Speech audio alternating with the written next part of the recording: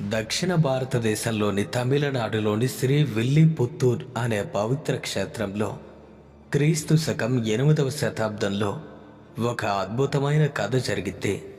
ఈ కథ భక్తి, ప్రేమ మరియు దైవ సాన్నిధ్యానికి నిదర్శనం.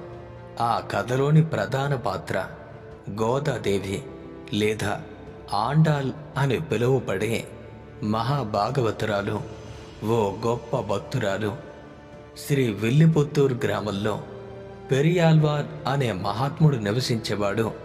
ఆయన అసలు పేరు విష్ణుచిత్త. భగవంతుడైనటువంటి శ్రీమన్నారాయణుడిని అత్యంత భక్తితో పూజించేవారు. ప్రతిరోజు తాజా పుష్పాలు తెచ్చి శ్రీ వటపత్ర సాయికి అర్పించేవారు. అలా పూల కోసం తన తులసి తోటలోకి వెళ్తున్నటువంటి ఒక శుభదినాన విష్ణుచిత్త ఒక అద్భుతమైన దృశ్యాన్ని చూశారు. ఓ తులసి మొక్క కింద ఒక చిన్న శిశువు తన కరకమల కళ్ళతో నవ్వుతూ ఉంది. ఆ బాలిక అత్యంత సుందరంగా, దివ్యమైన తేజస్సుతో ప్రకాశిస్తుంది. విష్ణుచిత్త తన యొక్క హృదయం ఆనందంతో నిండిపోయింది.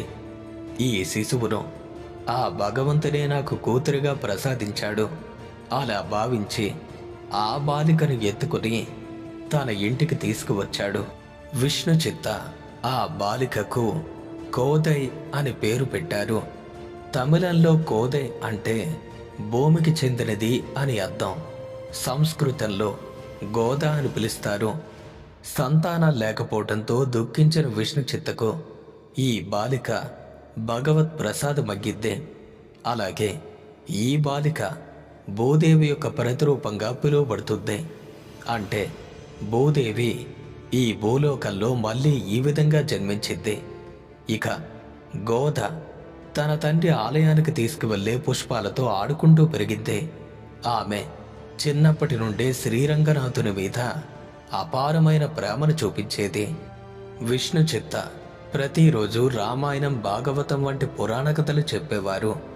ఆ కథలు విన్న గోదాకు శ్రీకృష్ణుడి పట్ల, విష్ణువు పట్ల అపారమైన ప్రేమభావం కలిగింది.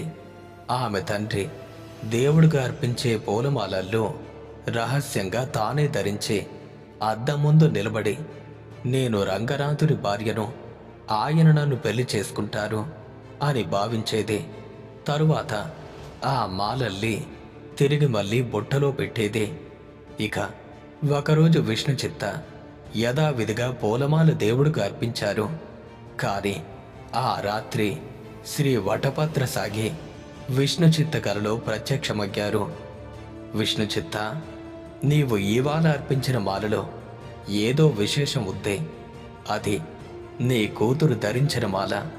ఆ మాల ధరించిన పుష్పాలకు ఆమె భక్తి మరియు ప్రేమ వాసన ఆ రెండూ కలిశాయి. అలాంటి మాలలే నాకు ఇష్టం. ఇక నుండి గోదా ధరించిన మాలలే నాకు అర్పించు అని చెప్పారు. ఆ విధంగా గోద మాల ధరించిన రహస్యం బయటపడింది. విష్ణుచిత్త మరుసటి రోజు తన కూతురు చేసిన పనిని గుర్తించారు. కానీ కోపించే బదులు దేవుని సంకల్పాన్ని అర్థం చేసుకున్నారు. ఇక అప్పటి నుండి గోదా ధరించిన పూలమాలలు అంటే సూడి కోడుత్త పూమాలై, దీని అర్థం ధరించిన పూలమాలలు అని అలా పిలువబడ్డాయి.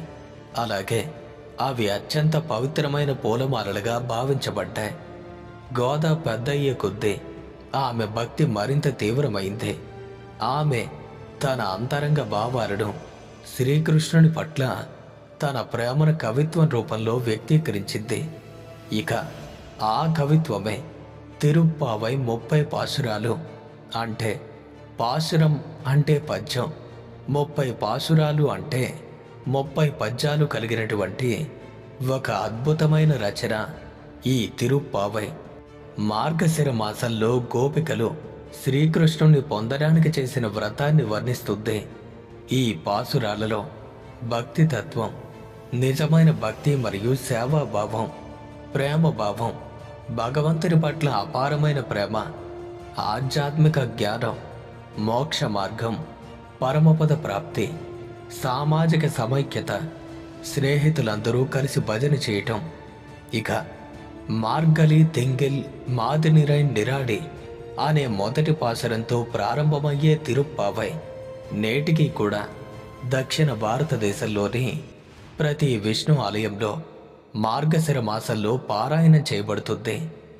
ఆమె రచించిన మరో ముఖ్యమైన కృతి నాచ్యార్ తిరుమొలి. ఇది 143 పాసురాలతో కూడింది. ఇది ఆమె శ్రీరంగనాథుని పట్ల కలిగినటువంటి వ్యాకుల ప్రేమను వర్ణిస్తుంది. గోదా పెద్దయ్యాక విష్ణు చిత్తకు ఆమె వివాహం గురించిన చింత కలిగింది. కానీ గోదా మాత్రం నేను శ్రీరంగనాథుని తప్ప మరెవ్వరినీ పెళ్లి చేసుకోను అని దృఢంగా చెప్పేది. ఆమె ప్రతి రాత్రి తన కలలో శ్రీ రంగనాథుణ్ణి చూసేది. ఒక రాత్రి శ్రీ రంగనాథ స్వామి విష్ణు చిత్త కలలో కనిపించే గోదా నా భార్య, ఆమెను శ్రీరంగంలోని నా సన్నిధికి తీసుకురా, నేను ఆమెను వివాహం చేసుకుంటాను అని ఆజ్ఞాపించారు. ఇక విష్ణు చిత్త తన కూతురుతో పాటు శ్రీరంగం అంటే తిరుచిరాపల్లి వెళ్ళారు. మార్గ మధ్యంలో అనేక గ్రామాలలో ప్రజలు గోదాను దర్శించుకోవటానికి వచ్చారు. ఆమె దివ్య స్వరూపం, ఆమె భక్తి గురించి ఆ వార్తలు అందరికీ వ్యాపించాయి. శ్రీరంగం చేరుకున్నప్పుడు అక్కడి భక్తులు, పండితులు, అర్చకులు గోదాను సంభ్రమంగా స్వాగతించారు. ఆమె కోసం దేవాలయంలో అన్ని ఏర్పాట్లు చేశారు. గోదా అతి వైభవంగా శృంగరించబడింది. వివాహ వస్త్రాలు, నగలు, పూలమాలలతో అలంకరించబడింది. ఆమెను శ్రీరంగనాథ స్వామి గర్భగుడికి తీసుకువెళ్లారు.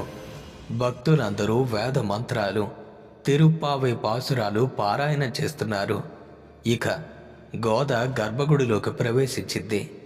ఆమె శ్రీరంగనాథుని విగ్రహాన్ని కౌగిలించుకుంది. అద్భుతం!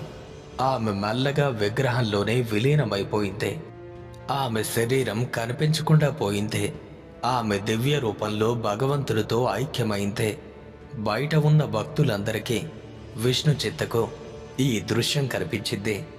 వారందరూ గోదాం వైకుంఠం, గోదాం వైకుంఠం అంటే గోదా వైకుంఠానికి వెళ్ళిపోయింది అని కేకలు వేశారు. ఇది దుఃఖపూరితమైన క్షణం కాదు, ఆనందం మరియు దైవ సాన్నిధ్యానికి ఒక ప్రత్యేకమైన సాక్ష్యం.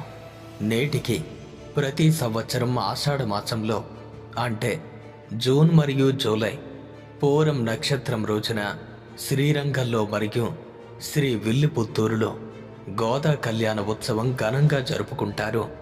మరి ఈ ఉత్సవ విషయానికి వస్తే శ్రీ విల్లిపుత్తూరులో గోదా విగ్రహాన్ని సుందరంగా అలంకరిస్తారు.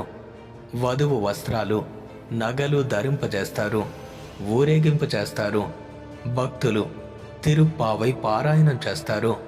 ఇక శ్రీరంగంలో రంగనాథుణ్ణి వరుణుగా అలంకరిస్తారు. గోదా విగ్రహాన్ని శ్రీరంగం నుండి తెస్తారు. గర్భగుడిలో వివాహ కార్యక్రమం ప్రత్యేకంగా జరుగుతుంది. వేద ఘోషలతో, మంగళ ఆరతితో ఈ ఉత్సవానికి లక్షలాది మంది భక్తులు సమకూడుతారు. ఇది కేవలం వివాహ ఉత్సవం మాత్రమే కాదు, భక్తి మరియు ప్రేమకు ఓ గొప్ప ప్రతీక. గోదా లేదా ఆండాల్ వైష్ణవ సాంప్రదాయంలో చాలా ప్రత్యేక స్థానాన్ని కలిగి ఉన్నారు. అయితే 12 మంది ఆల్వార్లలో వైష్ణవ సాధకులైనటువంటి వీరిలో ఆమె ఒక్కరు మాత్రమే స్త్రీ. అంటే ఆమె ఏకైక స్త్రీ ఆల్వారు. ఇతర 11 మంది పురుషులు. భూదేవి అవతారం విషయానికి వస్తే శ్రీ వైష్ణవులు ఆమెను భూదేవి, భూమాదేవి అవతారంగా భావిస్తారు. శ్రీ మహాలక్ష్మి దివ్యస్వరూపమే గోదాదేవి. ఆచార్య రామానుజులు గోదాదేవి యొక్క రచనల్ని అత్యంత పవిత్రంగా భావించారు.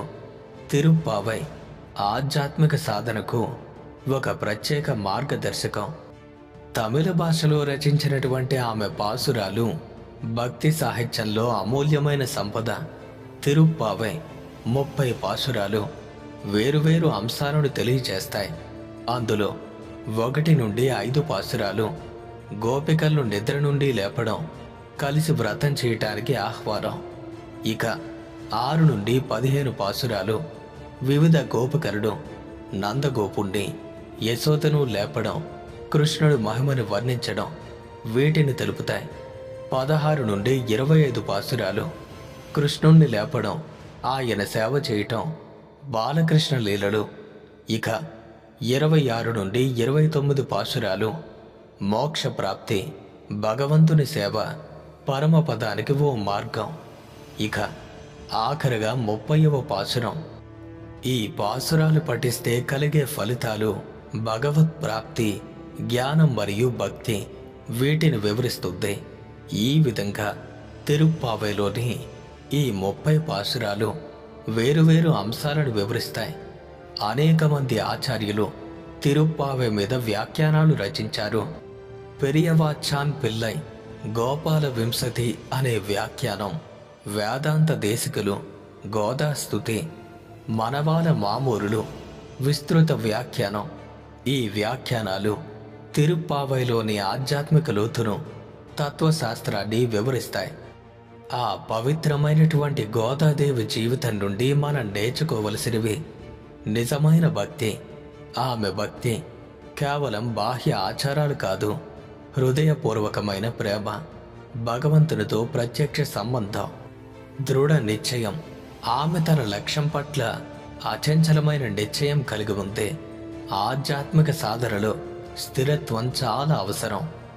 భక్తిని కవిత్వం రూపంలో వ్యక్తీకరించడం తన కళాశక్తి ఎంత గొప్పదో తెలియజేస్తుంది. సృజనాత్మకత మరియు భక్తి ఈ రెండూ ఓ గొప్ప కలయిక. లింగ సమానత్వం, స్త్రీలు కూడా పరమాత్మను ప్రత్యక్షంగా పొందగలరు ఈ సందేశాన్ని ఇస్తుంది.